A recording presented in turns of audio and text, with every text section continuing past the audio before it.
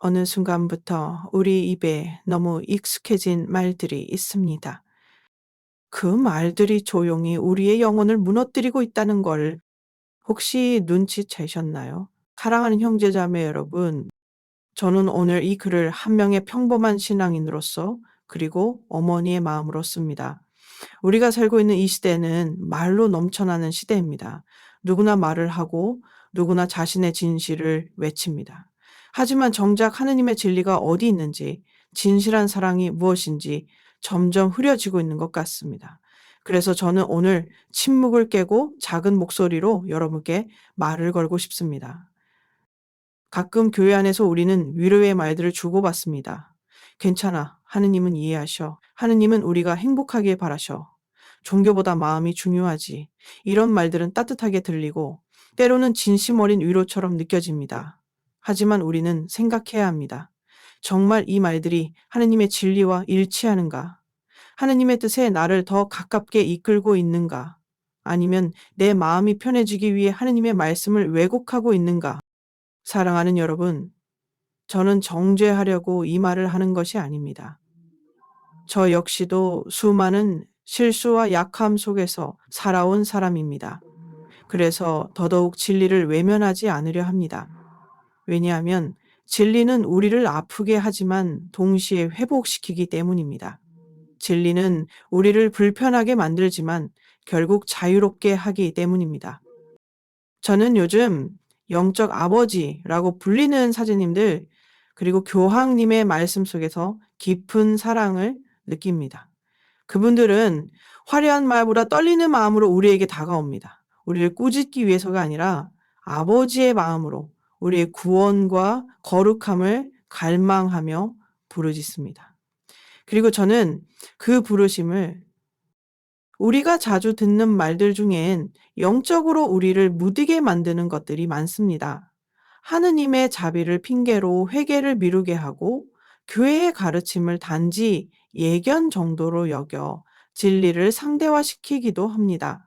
그리고 그런 말들이 반복될수록 우리는 천천히 죄를 죄로 인식하지 못하고 빛을 향한 갈망도 약해집니다.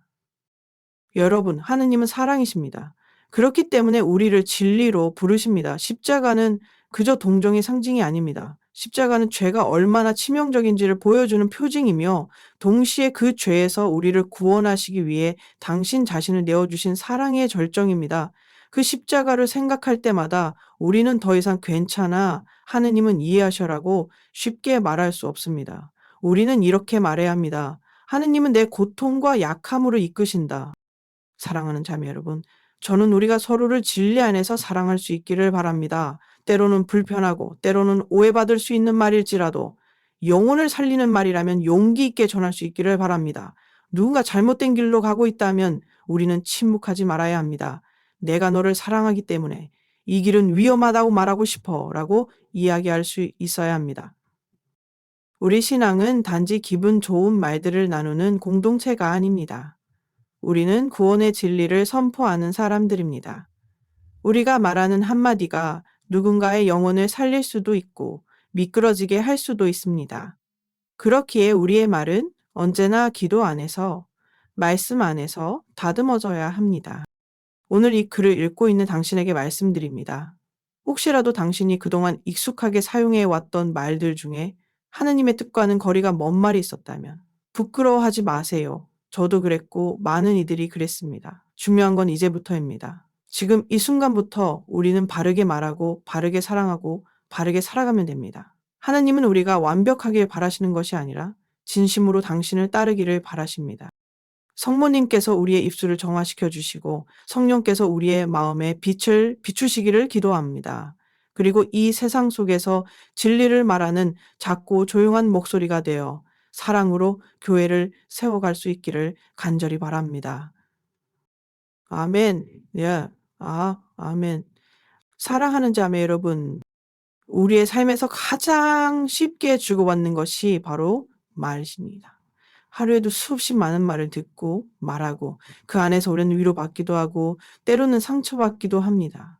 그러나 오늘 저는 우리가 너무도 쉽게 지나쳐버리는 어떤 말들, 특히 교회 안에서 반복되는 말들이 실제로 우리의 영혼에 얼마나 깊은 영향을 주는지 함께 묵상해 보고 싶습니다. 신앙생활을 하다 보면 종종 이런 말을 듣게 됩니다. 괜찮아, 하느님은 이해하시오. 다 같은 하느님을 믿는 거잖아. 나는 영적인 사람이야. 종교는 필요 없어. 이 말들은 겉으로 보기에 위로처럼 들리고 포용처럼 느껴집니다. 하지만 그 안을 조금만 들여다보면 그 말들이 우리 영혼에 조용한 독처럼 스며들어 죄에 대한 감각을 무디게 하고 진리를 흐리게 만들고 있다는 사실을 깨닫게 됩니다. 교회는 하느님의 진리를 선포하는 곳입니다. 그 진리는 사랑 안에 있지만 결코 흐릿하거나 타협적인 것이 아닙니다. 그런데 요즘 우리는 말의 문화 속에서 살아가며 점점 더 불편한 진리를 피하고 기분 좋은 문장들을 반복하려는 유혹에 빠지고 있습니다.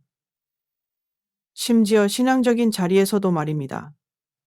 하느님은 사랑이시니까 다 괜찮아. 이 한 문장은 회개의 필요성을 약화시키고 죄의 심각성을 가려버립니다. 종교는 다 같아. 이 말은 그리스도께서 세우신 유일한 교회, 성사, 성체의 신비를 희미하게 만듭니다. 나는 영적이지만 종교는 믿지 않아. 이 말은 공동체 안에서의 은총과 순명을 거부하게 하고 하느님과의 인격적인 관계를 자기 중심적으로 왜곡시킵니다. 여러분, 이처럼 작은 문장 하나가 반복되고 내면화될 때 우리의 생각을 바꾸고 양심을 흐리게 하며 결국 하느님으로부터 멀어지게 할 수 있습니다. 언뜻 보기엔 선해 보이고 배려심 있어 보이지만 실제로는 하느님의 뜻과는 전혀 다른 방향으로 우리를 이끌 수 있습니다. 교회는 늘 말의 힘을 알고 있었습니다. 그래서 성경은 말로 생명이 오고 말로 파멸이 온다고 가르칩니다. 성인들은 언제나 말의 절제와 정화를 강조하였고 거룩한 침묵의 가치를 찬양했습니다. 왜냐하면 말은 단순한 소리가 아니라 영혼을 담는 그릇이기 때문입니다. 우리 시대의 가장 큰 유혹은 진리를 희미하게 만드는 것입니다. 명확한 죄를 개인의 선택으로 바꾸고 교회의 가르침을 하나의 의견으로 격화시킵니다. 그 과정에서 사람들은 마음의 평안을 얻는 것처럼 느끼지만 실제로는 영혼의 중심이 무너지고 있다는 사실을 자각하지 못합니다. 하느님은 이해하십니다.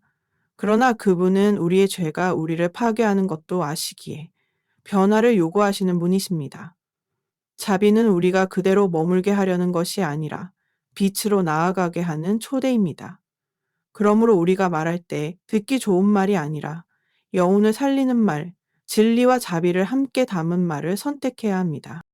자매 여러분, 우리도 모르게 무심코 내뱉는 말들이 때론 누군가의 신앙을 흔들 수 있습니다. 교회는 너무 보수적이야. 요즘 시대에 그런 건 좀 아니지.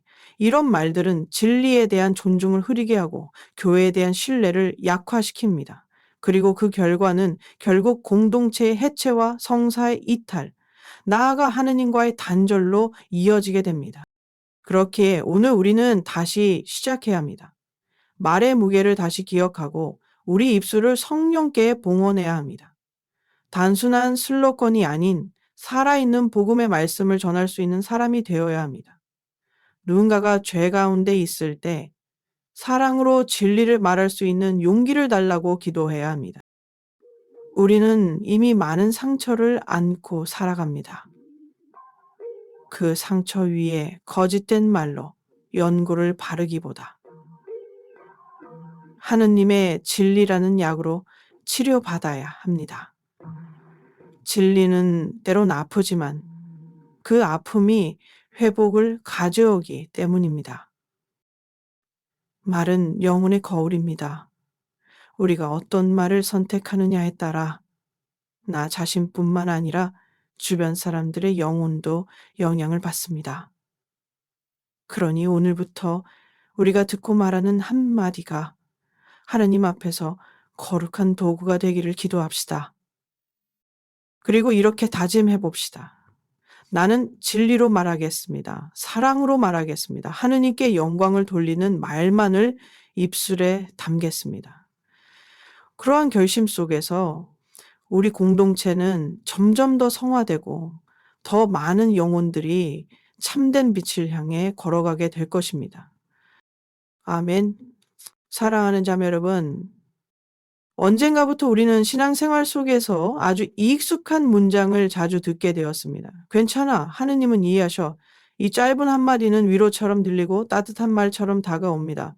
실패했을 때, 죄책감을 느낄 때, 혹은 누군가 고통 중에 있을 때 우리는 이 말을 쉽게 건넵니다. 하지만 저는 오늘 이 말을 조심스럽게 다시 묵상해 보고 싶습니다. 정말 하느님께서 우리가 머무는 그 자리, 그 상태를 괜찮다고 하실까요?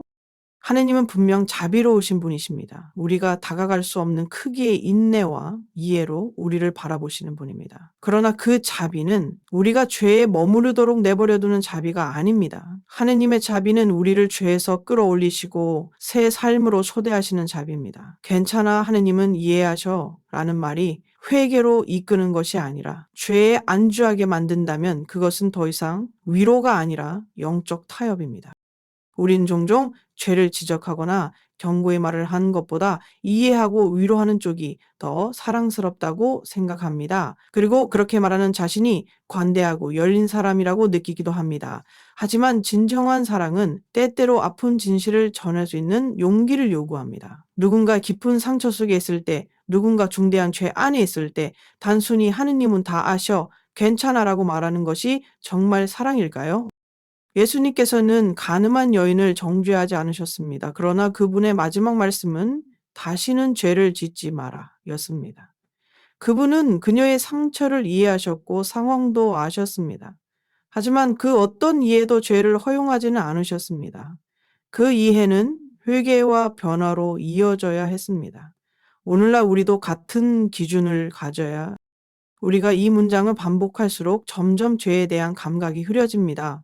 사람들은 하느님은 나를 아시니까 내가 지금 이 상황에 있는 것도 이해하실 거야 라고 말하면서 회개를 미루고 고해성사를 멀리하고 변화를 거부하게 됩니다. 그러나 하느님은 우리가 계속 죄에 머무르길 원하시지 않습니다. 그분은 우리가 빛 가운데 걸으며 자유롭게 살길 원하십니다. 자비는 허용이 아닙니다. 자비는 회개의 문을 여는 은총입니다. 자비는 우리에게 손을 내밀며 이렇게 말씀하십니다. 내가 너를 안다. 너의 상처도 과거도 약함도 안다. 그러나 나는 너를 그 자리에 머물게 하지 않겠다. 나와 함께 걷자. 너는 변화될 수 있다. 이 음성을 들을 수 있어야 합니다. 자매 여러분, 이 말은 단지 다른 사람에게만 적용되는 것이 아닙니다. 우리 자신도 마찬가지입니다. 때로는 내 스스로에게도 이런 말을 합니다. 나는 너무 지쳤어. 이 정도는 괜찮겠지. 하느님은 내 사정을 아시니까 그냥 이해하시겠지. 하지만 그 순간 우리 마음 어딘가에서 울리는 성령의 소리를 무시하고 있지는 않은지 돌아봐야 합니다. 진실한 신앙은 양심의 소리를 귀담아 듣는 용기에서 시작됩니다. 물론 하느님은 이해하십니다. 하지만 동시에 우리의 죄가 우리를 파괴하는 것도 아십니다.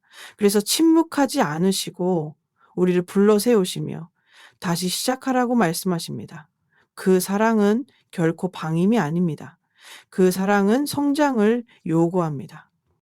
만약 누군가가 지금 죄의 길에 서 있으면서 그를 향해 사랑으로 돌아오세요. 하느님께서 기다리고 계십니다. 라고 말해줄 사람이 없다면 그는 계속해서 괜찮아. 하느님은 이해하셔 라는 말 속에서 스스로를 속이며 살아갈지도 모릅니다. 이것은 진정한 사랑이 아닙니다. 오히려 침묵은 방관이고 방관은 책임의 회피입니다. 오늘 우리가 다시금 새겨야 할 것은 하느님의 이해는 단지 지켜보는 것이 아니라 우리의 손을 잡고 이끌어내시는 구원의 행동이라는 점입니다. 그 자비는 우리를 일으키고 우리의 무릎을 꿇게 하며 성체 앞에서 눈물 흘리게 하고 다시금 성사의 은총으로 걸어가게 하는 힘입니다. 그러므로 우리는 이렇게 말할 수 있어야 합니다. 하느님은 이해하십니다. 그리고 그분은 나를 변화로 이끌고 계십니다. 하느님은 내 고통을 아십니다. 그래서 나를 위로할 뿐 아니라 치유하시길 원하십니다. 하느님은 내 약함을 아십니다. 그래서 성령의 힘으로 나를 새롭게 하십니다. 자매 여러분, 이제 우리가 누군가에게 위로를 건넬 때 그 위로가 진리를 동반한 사랑이 되길 바랍니다. 위로 속에 회개의 초대가 담겨 있기를, 자비 속에 변화의 불꽃이 피어나기를 기도합니다. 진정한 자비는 우리가 죄의 어둠에 머물게 하는 것이 아니라 빛으로 이끄는 손길이라는 사실을 잊지 맙시다. 아멘. 사랑하는 자매 여러분, 우리는 요즘 세상 속에서 다 같은 하느님을 믿는 거잖아 라는 말을 자주 듣게 됩니다. 겉으로 보기에는 이 말은 포용과 존중처럼 보입니다. 모두가 조화를 이루며 살아가길 원하는 마음, 종교로 인해 갈등이 생기는 것을 막고자 하는 선한 의도에서 비롯된 말일 수도 있습니다. 그러나 저는 오늘 이 말을 다시 한번 깊이 묵상해 보기 여러분께 제안드리고 싶습니다. 왜냐하면 이 말 속에는 우리가 쉽게 간구하고 있는 진리에 대한 깊은 왜곡이 담겨 있기 때문입니다. 우리는 믿습니다. 예수 그리스도께서 참 하느님이시며 그분만이 구원의 길이요, 진리요, 생명이시라고, 그리고 그분께서는 하나의 교회를 세우셨고 그 교회를 통해 성사와 말씀, 그리고 은총을 우리에게 전해주고 계십니다. 그런데 모든 종교는 같다는 말은 이 하느님의 계획 전체를 무효화하는 말과 같습니다. 자매 여러분, 분명 다른 종교들 안에도 선한 의도가 있고 인간의 진지한 하느님, 탐구가 존재합니다. 교회도 이러한 진리의 씨앗들을 존중하고 인정합니다. 그러나 그것이 구원의 충만한 진리를 가진 것과는 전혀 다릅니다. 예수님께서는 나는 길이요 진리요 생명이다. 나를 통하지 않고서는 아무도 아버지께 갈 수 없다고 말씀하셨습니다. 이 말씀은 단순한 상징이 아닙니다. 이것은 그분의 신적 권위와 구속적 사명을 선포하는 선언입니다.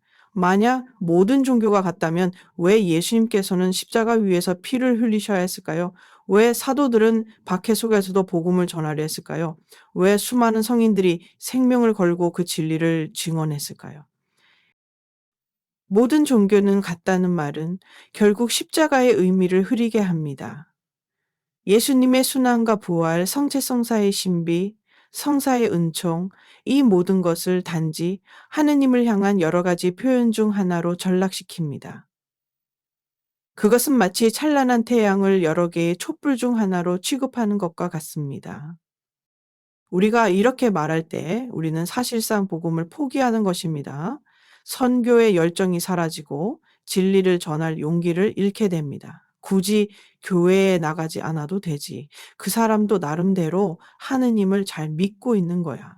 이런 말들이 반복되다 보면 어느새 복음의 불꽃은 꺼지고 모든 것이 괜찮다는 착각 속에서 영혼은 천천히 죽어갑니다. 사랑하는 여러분, 진정한 사랑은 진리를 말하는 것입니다. 우리가 누군가를 진심으로 사랑한다면 그가 진리를 알게 되기를, 그리스도를 만나기를, 성사 안에서 살아가기를 바랄 수밖에 없습니다. 그것이 진정한 평화이고 참된 연합입니다. 모든 차이를 없애는 것이 연합이 아닙니다. 진리 안에서 하나 되는 것이 참된 일치입니다. 교회는 배타적인 공동체가 아닙니다. 오히려 세상에서 가장 포용적인 공동체입니다. 누구에게나 열려 있고 모든 영혼을 위한 구원을 갈망합니다. 하지만 그 포용의 중심에는 예수 그리스도의 유일한 진리가 있습니다. 그 진리가 없다면 교회는 더 이상 교회가 아닙니다. 자매 여러분, 이 시대는 상대주의와 혼란 속에서 차이를 지우는 것을 미덕으로 여깁니다. 그러나 하느님께서 우리에게 주신 믿음은 혼합이 아닌 구별, 상징이 아닌 성사, 감정이 아닌 계시된 진리입니다. 우리는 그 진리를 사랑해야 합니다. 때로는 오해를 받을지라도, 때로는 외로울지라도 그 진리를 전하는 사명이 우리에게 있다는 것을 잊지 말아야 합니다. 하느님께서는 우리에게 진리를 숨기지 않으셨습니다. 그분은 당신의 아들을 보내시고 교회를 세우시며 성령을 통해 인도하고 계십니다. 우리가 그 빛을 알고 있다면 그 빛을 나누어야 합니다. 모든 종교는 같다는 말 대신 이렇게 말합시다. 예수 그리스도께서 나의 구원자이십니다. 그분 안에 충만한 진리가 있습니다. 이것은 오만함이 아닙니다. 이것은 감사와 겸손의 고백입니다. 내가 발견한 생명의 길을 다른 이에게도 전하고 싶은 사랑의 외침입니다. 우리의 입술이 진리를 숨기지 않기를 기도합니다. 그리고 우리가 만나는 모든 사람들에게 사랑과 진리 안에서 복음을 전할 수 있는 은총을 청합시다. 참된 평화는 진리 위에 세워질 때 가능합니다. 그리고 그 진리는 예수 그리스도이십니다. 그분은 살아계시고 지금도 교회 안에서 우리를 부르고 계십니다. 세상은 혼란 속에 있지만 교회는 등불로서 서 있어야 합니다. 그리고 그 등불이 꺼지지 않도록 우리 한 사람 한 사람이 진리의 불꽃이 되어야 합니다. 아멘. 사랑하는 자매 여러분, 나는 종교는 없지만 영적인 사람이야. 혹은 나는 하느님을 믿지만 교회는 다니지 않아. 라는 말을 들어보신 적 있으신가요? 아마 여러분도 누군가로부터 혹은 스스로 그런 생각을 해본 적이 있을지도 모릅니다. 겉으로 보기엔 이 말은 자유롭고 성숙해 보입니다. 외형적인 틀에 갇히지 않고 진실한 내면의 신앙을 추구하는 모습처럼 보이기도 하지요. 그러나 저는 오늘 이 문장 속에 숨어 있는 위험한 착각을 함께 묵상해 보고자 합니다. 분명 사람의 영혼은 본능적으로 하느님을 찾습니다. 하느님을 향한 그리움은 우리 안에 깊이 새겨져 있습니다. 그래서 우리는 하늘을 바라보며 눈물을 흘리고 고요한 바닷가에서 기도하며 위로를 받기도 합니다. 그러나 그 영적 갈망은 혼자만의 체험으로는 결코 채워질 수 없는 것입니다. 왜냐하면 하느님께서는 단지 느낌이나 에너지로 머무시는 분이 아니라 인격적인 사랑의 하느님이시기 때문입니다. 그리고 그분께서는 우리와의 친교를 위해 구체적인 길을 마련해 주셨습니다. 그리고 그분께서는 우리와의 친교를 위해 구체적인 길을 마련해 주셨습니다. 나는 영적인 사람이다라는 말은 어쩌면 신앙에 대한 상처에서 비롯되었을 수 있습니다. 교회 안에서 실망을 겪었거나 성직자나 공동체의 부족함을 보았기 때문일 수 있지요. 그런 아픔은 결코 가볍게 여겨져선 안 됩니다. 그러나 그 아픔 때문에 교회 자체를 거부하게 된다면 결국은 하느님께서 주신 은총의 통로를 스스로 차단하는 것이 됩니다. 예수님께서는 단지 영감을 주는 스승으로 오신 분이 아닙니다. 그분은 살아계신 하느님의 아들이시며 구체적인 공동체인 교회를 세우셨습니다. 사도들을 세우시고 성찰례를 제정하시며 성령을 보내셨습니다. 그리고 그 교회 안에서 성사의 은총을 통해 당신 자신을 계속해서 우리에게 주고, 성사는 단지 전통적인 의식이 아닙니다. 그것은 하느님의 실제적인 만남의 자리입니다. 고해 성사 안에서 우리는 죄를 용서받고 성체 성사 안에서 우리는 하느님의 살과 피를 받아 모십니다. 병자 성사, 혼인 성사, 견진 성사, 모든 성사는 하느님께서 직접 우리의 삶에 들어오시는 사랑의 행위입니다. 그러나 나는 종교 없이도 하느님과 가까이 지낼 수 있어라는 생각은 이 성사의 길을 필요 없는 것으로 만들어 버립니다. 그것은 마치 나는 음악을 사랑하지만 악보도 악기도 필요 없어 라고 말하는 것과 같습니다. 결국 그 음악은 혼자만의 환상일 수밖에 없습니다. 자매 여러분, 신앙은 공동체 안에서 꽃피우는 삶입니다. 우리는 혼자서 하느님을 믿는 것이 아니라 형제자매와 함께 교회라는 몸 안에서 성사라는 생명의 통로를 통해 하느님과 연결되어 살아갑니다. 성모님도 사도들도 수많은 성인들도 교회와 함께 걸었습니다. 하느님의 계획은 늘 공동체 안에서 이루어졌고 그 계획은 지금도 유효합니다. 나는 영적인 사람이다라는 말은 겉으로는 자유롭고 성숙한 표현처럼 들릴 수 있지만 결국은 신앙을 나 자신 중심으로 만들 위험을 내포하고 있습니다. 내가 느끼는 대로 내가 이해하는 만큼만 하느님을 믿게 될 때 그 하느님은 결국 내가 만든 하느님일 수밖에 없습니다. 그것은 참된 하느님이 아니라 내 감정과 욕망의 투영일 뿐입니다. 참된 신앙은 하느님이 누구신지를 내가 정하는 것이 아니라 그분이 나에게 계시하신 대로 받아들이고 따르는 것입니다. 그리고 그 계시는 성경과 전통, 교회의 가르침, 그리고 성사를 통해 우리에게 주어졌습니다. 사랑하는 자매 여러분, 혹시 지금 여러분 주변에도 나는 교회에 가지 않아도 돼 라고 말하는 이들이 있다면 비난하지 마세요. 대신 그들의 아픔을 들어주시고 예수님께서 우리에게 주신 교회의 의미와 성사의 선물에 대해 조심스럽고 사랑으로 나누어 주세요. 그리고 우리 자신도 자문해 봅시다. 나는 교회를 단순히 의무로 다니고 있는가? 아니면 살아계신 하느님을 만나기 위한 사랑의 장소로 알고 있는가? 나는 성사를 단지 전통으로 여기고 있는가? 아니면 내 영혼의 생명줄로 여기고 있는가? 우리의 신앙이 단지 감정에 머무르지 않고 성사 안에서 자라나고 열매 맺을 수 있기를 간절히 기도합니다. 성모님께서 우리를 교회 안으로 부드럽게 이끄시고 성령께서 우리의 마음을 움직이시어 다시금 하느님의 집으로 돌아가게 하시길 바랍니다. 교회는 짐이 아니라 우리 영혼의 집입니다. 성사는 부담이 아니라 우리를 살리는 생명의 선물입니다. 하느님은 우리를 혼자 두지 않으셨습니다. 그분은 지금도 교회 안에서, 성사 안에서 우리를 기다리고 계십니다. 아멘. 사랑하는 자매 여러분, 요즘 우리는 자주 이런 말을 듣습니다. 교회도 이제 시대에 맞게 변해해. 지금 세상과 너무 동떨어져 있어. 처음 들으면 그 말이 일리가 있어 보입니다. 사회가 빠르게 변하고 있고 사람들의 가치관도 다양해졌으니 교회도 그 흐름을 따라야 한다는 생각이지요. 하지만 이 말 속에는 우리가 결코 가볍게 넘길 수 없는 중대한 오해와 위험한 방향성이 담겨 있습니다. 교회는 세상의 트렌드를 따라가는 조직이 아닙니다. 교회는 하느님의 진리를 선포하고 지켜나가는 거룩한 공동체입니다. 교회의 본질은 정치, 문화, 사회적 흐름에 적응하여 바뀌는 것이 아니라 변하지 않는 복음을 통해 세상을 변화시키는 것입니다.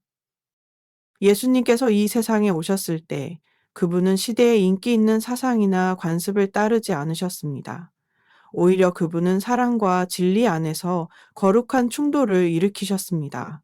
그리고 그분의 교회는 그 정신을 이어받아 2000년 동안 시대의 풍파 속에서도 진리를 지키는 등불로서 존재해 왔습니다. 물론 교회는 시대의 언어를 배우고 새로운 방법으로 복음을 전해야 합니다.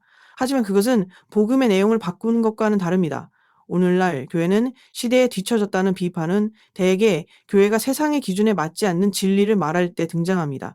예를 들어 생명, 결혼, 성, 가정, 인간 존엄성 등에 대한 교회의 가르침은 세상에서는 불편하고 때론 불관용처럼 보입니다.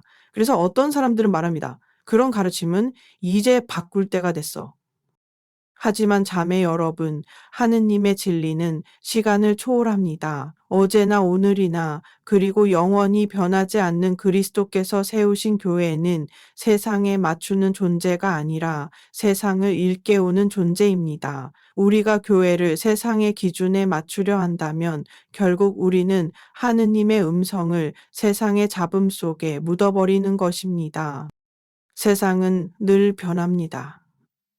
문화는 흐르고 도덕 기준은 흔들립니다.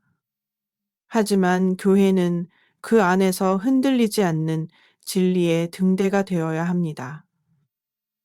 그렇지 않으면 혼란에 빠진 세상 속에서 방향을 잃은 영혼들이 의지할 곳이 사라지게 됩니다. 교회는 낡았다. 더 개방적으로 바뀌어야 한다. 이런 말들이 반복될수록 우리는 진리를 점점 타협하게 됩니다.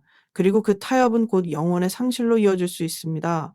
복음은 언제나 불편한 진실입니다. 그것은 인간의 본성과 세상의 욕망을 정면으로 마주하기 때문입니다. 하지만 바로 그 불편함이 우리의 죄를 깨닫게 하고 회개의 길로 인도하는 하느님의 도구가 됩니다. 자매 여러분, 교회는 우리를 속박하기 위한 곳이 아닙니다.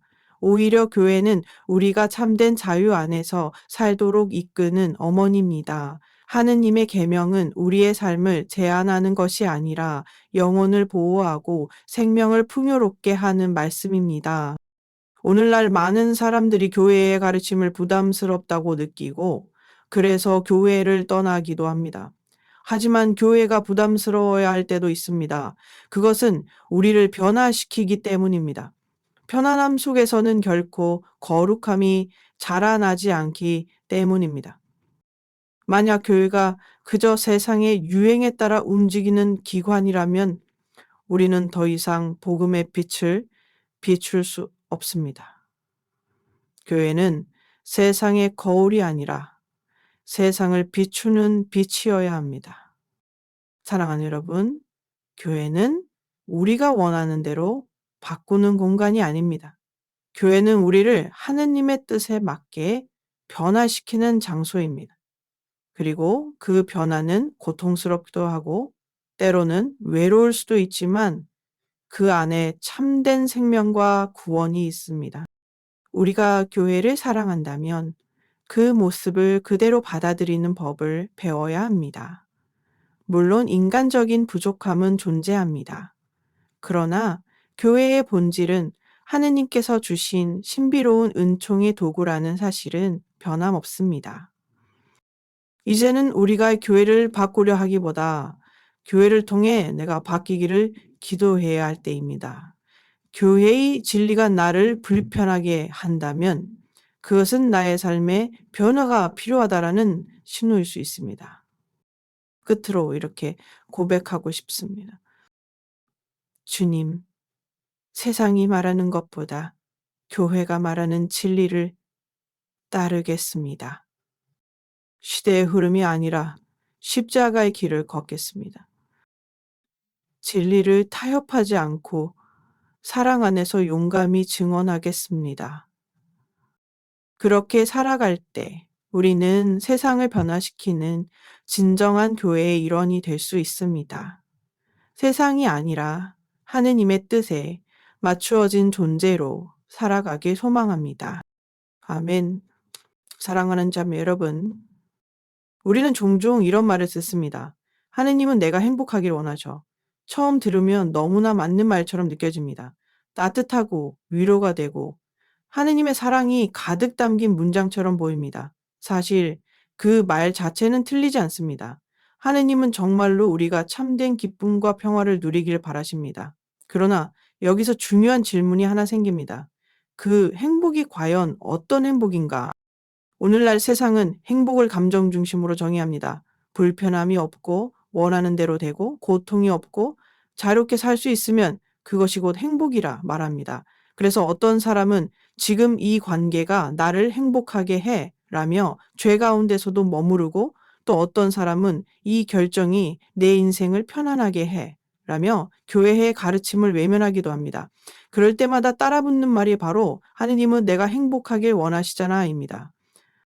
그러나 자매 여러분, 우리가 믿는 하느님은 감정을 만족시키는 행복의 신이 아니라 우리를 거룩함으로 이끄시는 구원의 하느님이십니다. 그분이 원하시는 진짜 행복은 순간적인 기쁨이 아니라 영원한 생명 안에서 누리는 기쁨입니다. 그것은 고통이 아예 없는 삶이 아니라 고통 안에서도 하느님을 향해 나아가는 삶입니다.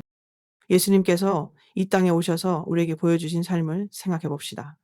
그분은 부유하거나 편안하게 사신 분이 아니셨습니다. 오히려 십자가를 지셨고 거절당하셨고 고통 속에서도 아버지의 뜻을 끝까지 따르셨습니다. 만일 하느님이 우리에게 원하는 것이 단순한 감정적 행복이었다면 왜 예수님께서 십자가의 길을 가셔야 했을까요? 왜 수많은 성인들이 핍박을 감수하면서까지 신앙을 지켰을까요?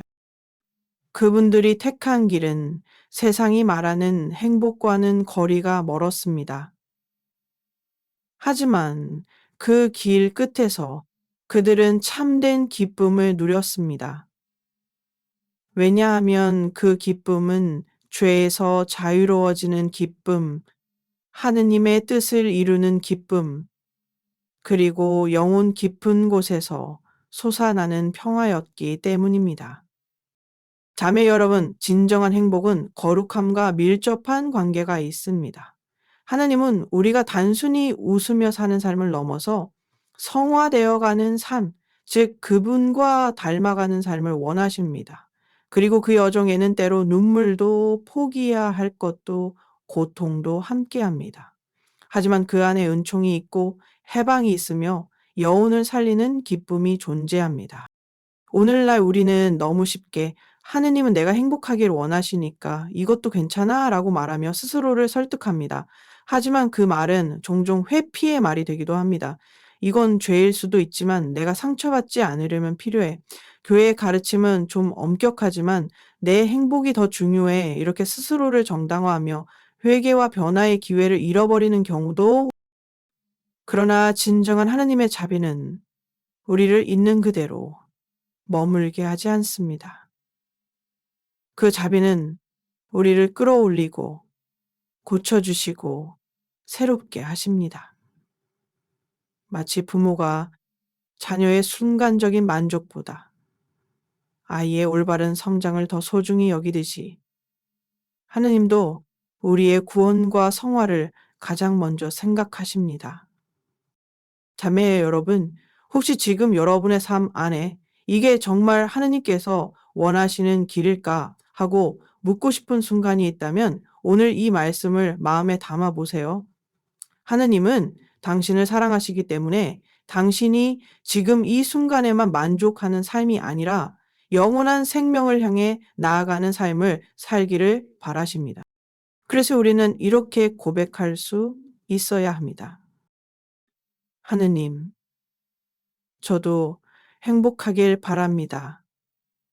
하지만 세상이 말하는 행복이 아니라 당신이 주시는 거룩한 기쁨을 원합니다.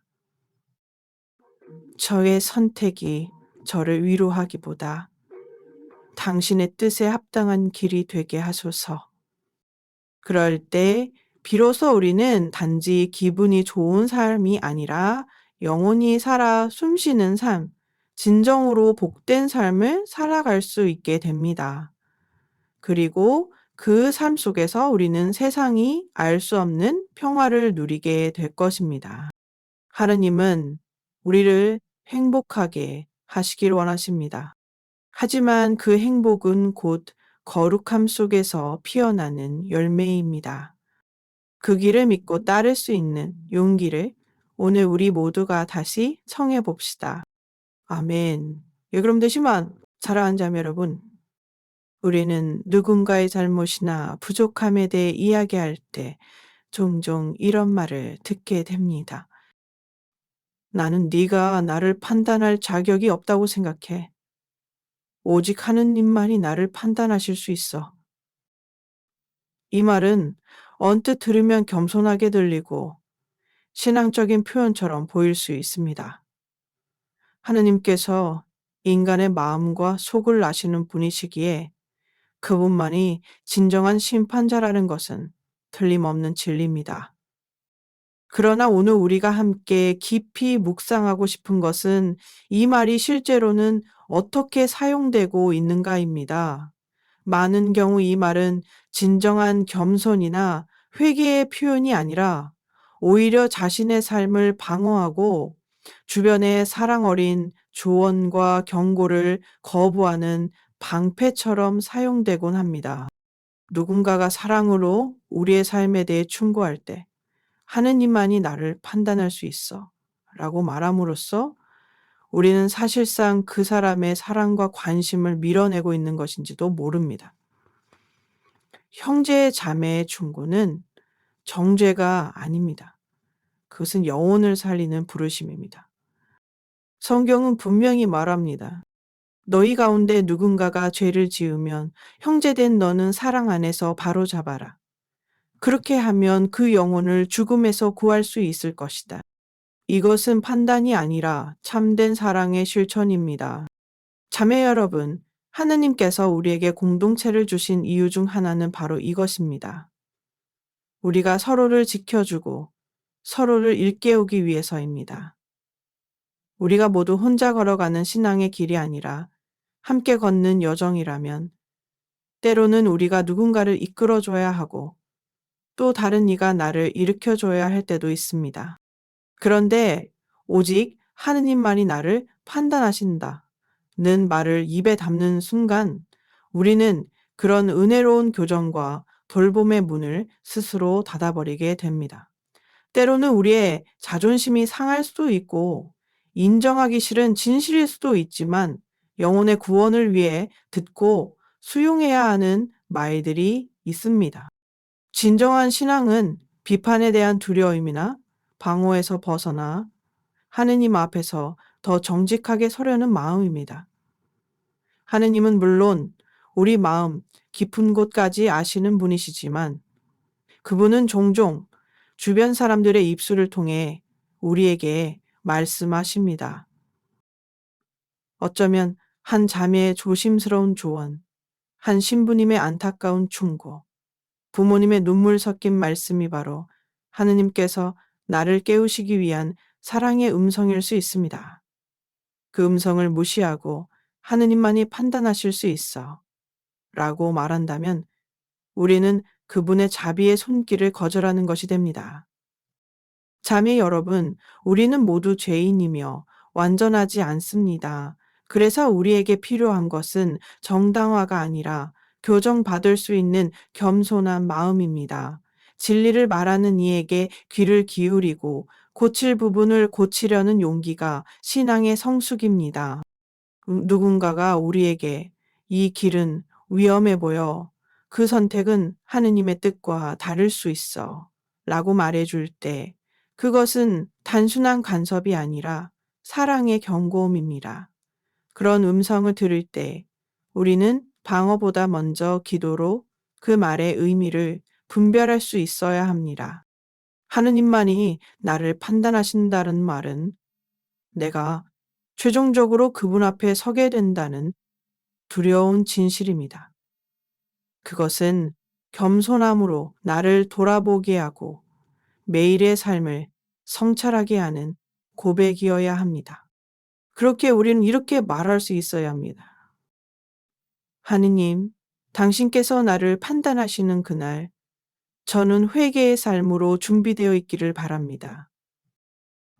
제 형제 자매의 말 속에서 당신의 목소리를 들을 수 있는 귀를 열어주소서.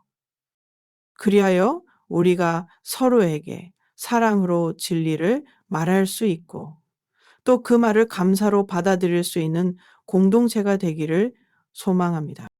오직 하느님만이 우리를 판단하시지만 그분은 지금도 사람을 통해 말씀을 통해 양심을 통해 우리를 부르고 그 부르심 앞에 겸손히 응답하며 살아가는 우리가 되기를 진심으로 기도합니다. 아멘. 사랑하는 자매 여러분, 우리가 함께 나눈 이 모든 이야기들은 결국 한 가지 진실로 향하고 있습니다. 말은 단순한 소리가 아니라 영혼의 방향을 결정짓는 힘이 있다는 것입니다.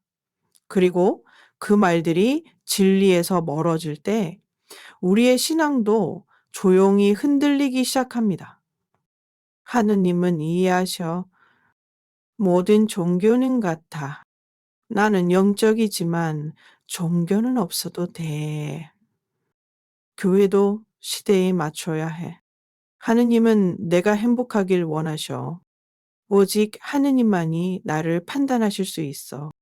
미사 안 가도 하느님과 가까울 수 있어. 이 문장들은 우리 안에서 때로는 위로가 되었고 때로는 정당화의 수단이 되기도 했습니다. 그러나 지금 우리는 그 말들 속에 숨겨진 영적 위험을 분별할 수 있는 눈을 가져야 할 때입니다. 왜냐하면 하느님께서는 우리가 편안하게만 살기를 바라시는 분이 아니라 진리 안에서 자유롭고 거룩하게 살기를 원하시는 분이시기 때문입니다. 참된 자비는 회개를 요구하고 참된 사랑은 진리를 외면하지 않습니다. 우리가 스스로에게 그리고 서로에게 말해야 할 것은 세상의 논리가 아니라 복음의 언어입니다. 오늘 이 순간부터 우리의 입술에서 나오는 말이 영혼을 살리는 말, 회개의 불을 지피는 말, 성사를 갈망하게 만드는 말이 되길 기도합니다. 그리고 우리 안에 아직 남아있는 반쪽짜리 진리나 불분명한 신앙을 내려놓고 온전히 복음에 순종하는 마음으로 살아가길 소망합니다. 세상은 여전히 혼란스럽고 유혹은 끊이지 않지만 교회는 흔들림 없는 등대로 우리를 비추고 있습니다. 우리가 해야 할 일은 단 하나, 그 빛을 따르고 그 빛을 세상에 전하는 것입니다. 진리는 불편할 수 있지만 그 불편함이야말로 영혼의 눈을 뜨게 하는 축복임을 믿으며 우리 모두가 말과 삶으로 복음을 증언하는 신앙의 여정을 계속 걸어가기를 간절히 기도합니다. 아멘. 네.